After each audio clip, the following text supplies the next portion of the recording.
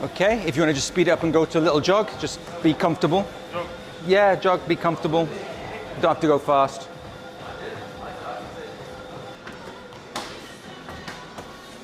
Now, we're going to warm you up again. You're going to push backwards. There you go. That's it. And again. Nope. Get a nice thick neck.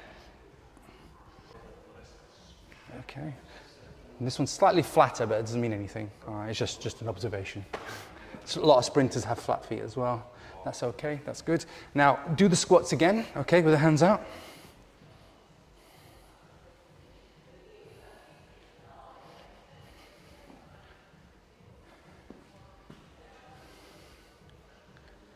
One more.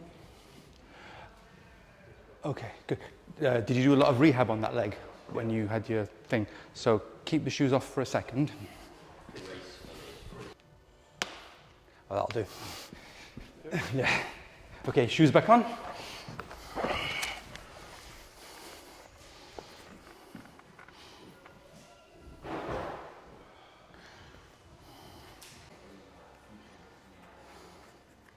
Okay, so we're just going to do, check your adductors and relax. Good? No pain in here? No. Okay. Right. So, again, squeeze nice and tight. Okay, good.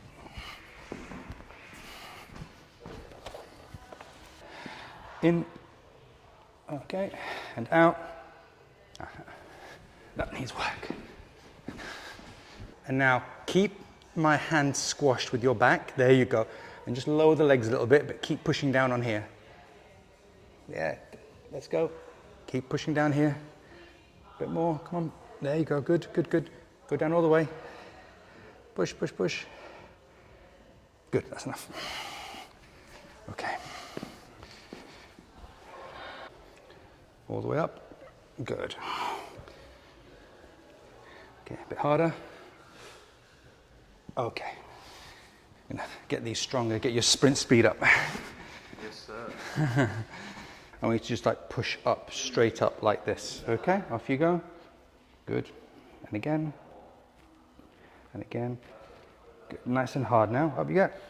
Good. Today it's how you move and balance. The first time I asked him to do a mental slam. Yeah. No. That counts. That it slammed.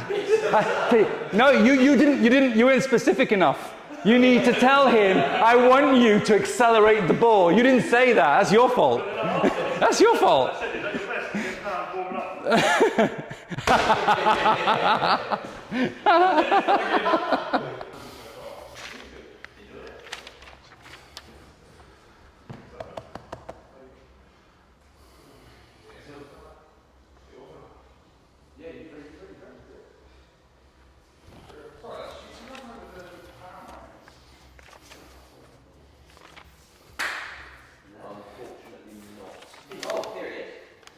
I've got more than enough, although we need to work with, which will make improvements.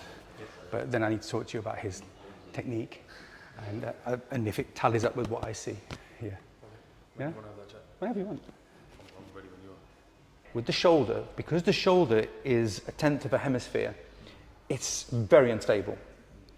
That's why you get dislocated shoulders. There's not many dislocated hips, okay? Because the hip is like a third.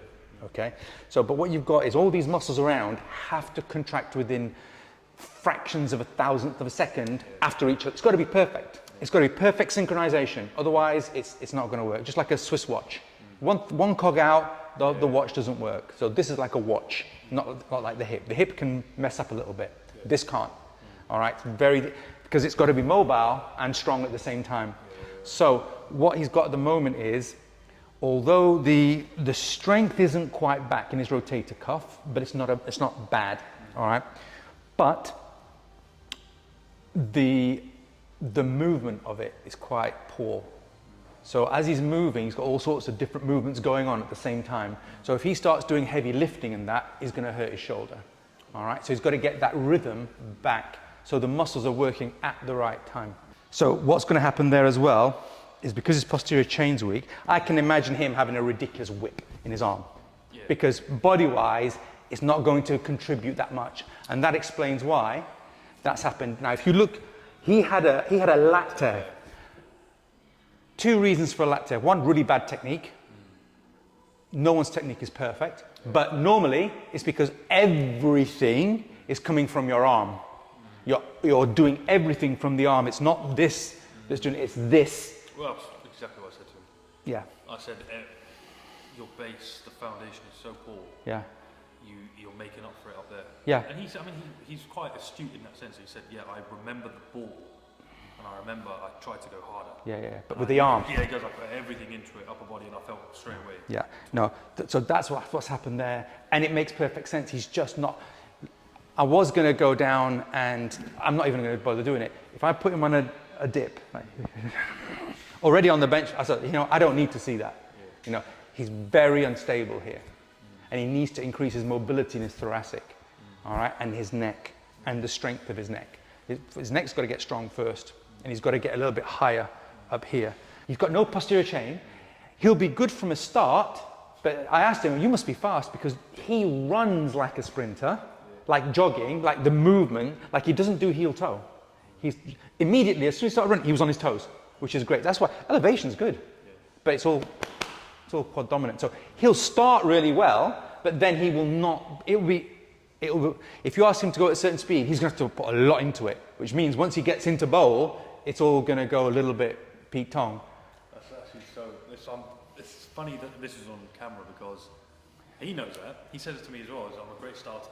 Yeah. And we literally just did a 40 meter, and I literally made him do it 3 times, and I was like, 25 meter, I put something else, and at this point here, you just can't go. I was like, up to 10 meters, he's the king. Yeah. At 25, from 25 to 40, he's dead. That's why it's on camera. I asked him, I said, you must be fast. He went, no. I went, you run like a sprinter, and you've got the ability to be a good sprinter, but... He actually, on the GPS, he got it up to 33 Ks. Yeah. So, and like I said, that's like a relaxed... Yeah. So I agree with you. I think he's obviously got he's got a lot in him. Yeah. He's got a lot of potential. Do you think he can be back up to his max intensity in 8 weeks?